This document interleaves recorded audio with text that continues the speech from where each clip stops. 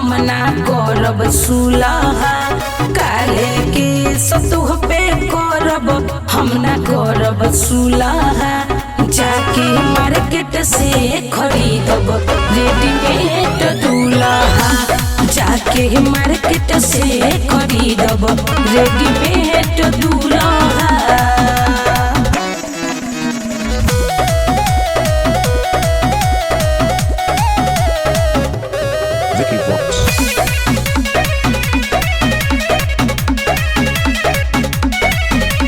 शादी से पहले कहला हई बड़का हम घर के, इहेनु कहीं के रोवत बनी शादी तोहसे काई के, शादी तोहसे काई के हो, शादी तोहसे काई के।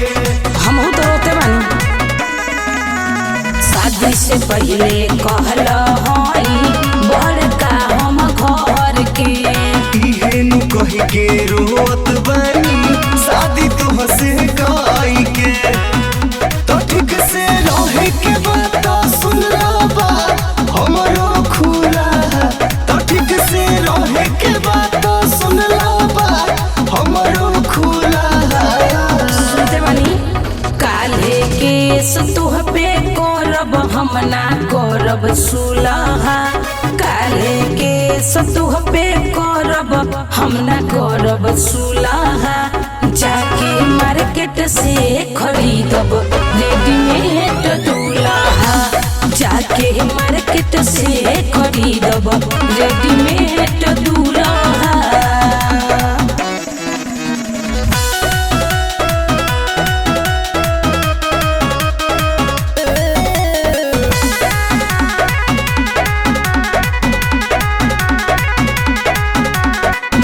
सबक नहीं कहूँ पूरा, रह गई आधा अधूरा।